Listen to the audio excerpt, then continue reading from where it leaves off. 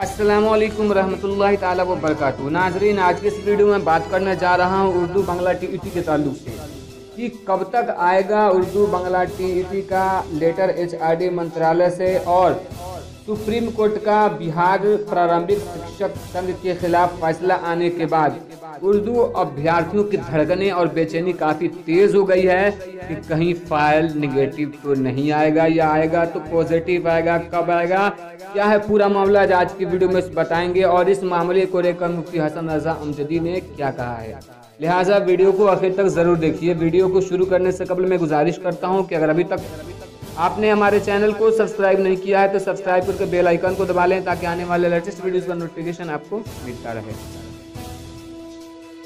मौलिका 10 मई को बिहार प्राइमरी असातिज़ा के लिए बहुत बुरा रहा जब सुप्रीम कोर्ट ने समान काम का समान वेतन देने से इनकार कर दिया। इसका हमें बहुत अफसोस है, मगर दूसरी तरफ 12,000 ग्रेस पास उर्दू बंगला टीईटी उम्मीदवारों की ज़िंदगी के साथ पिछले 6 सालों से लगातार खिलवाड़ किया जा रहा है और तरह तरह की बातें करके उनको गुमराह करने की कोशिशें की जा रही हैं। अभी एचआरडी से लेटर का जवाब नहीं आया है और जैसा कि मालूम है कि 7 फरवरी को एचआरडी मंत्रालय को बिहार सरकार ने लेटर भेजा था जिसमें ये कहा गया था कि 5% का कट ऑफ कम करके उर्दू असातिज़ा की बहाली की जाए, लेकिन ताख़ीर होने से इसमें दिन प्रतिदिन अभी ताख़ीर होते जा रही है और ये अंदाज़ा लगाना मुश्किल है कि कब तक आएगा। और इसकी ताख़ीर की वजह से उम्मीदवारों के दरमियान बेचैनी और बेकरारी बढ़ती जा रही है।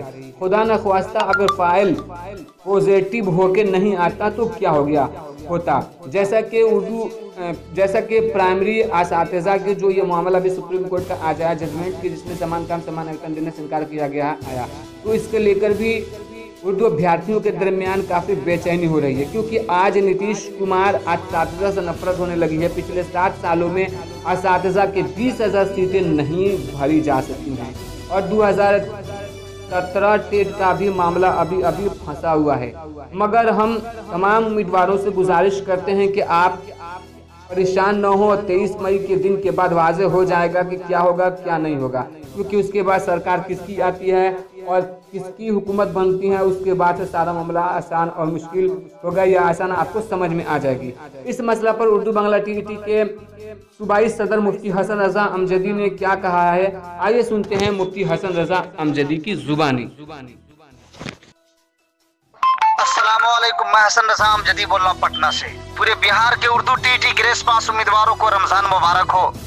एक शेर है कि बशर की कुव्वतों से हर कजी सीधी नहीं होती, खुदा ही की वो ताकत है जो सबको ठीक करते हैं।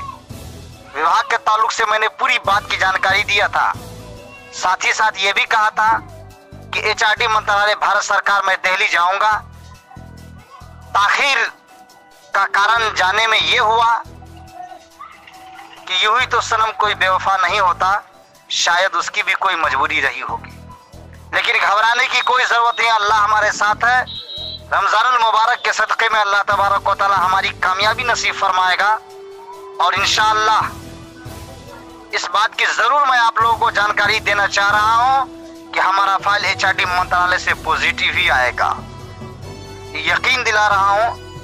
और इस बात को आप अल्लाह की ज़ात पे यकीन करते हुए, भरोसा करते हुए कि अल्लाह कारसाज है, अल्लाह मेहरबान है। जालिमों के जुल्म से पत्ते भी पीले हो गए, मुस्तफ़ा जब आ गए सब फल रसीले हो गए।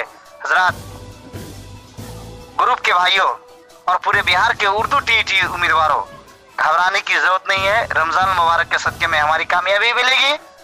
और मैंने जो मंत्रालय के ताल्लुक से कहा था, इस रमजान मुबारक के मुबारक महीने में ही मैं दिल्ली जाऊंगा, चाहे मौसम आग क्यों ना बरसाए, मौसम की जितनी भी सख्ती हो, जितनी भी गर्मी हो, उन तमाम सख्तियों और गर्मियों को बर्दाश्त करते हुए मैंने मुकम्मल तैयारी कर लिया है।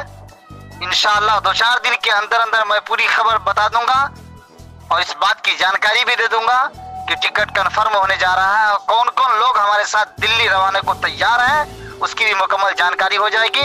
इंशाअल्लाह हमारा फाइल वहां से पॉजिटिव ही आएगा।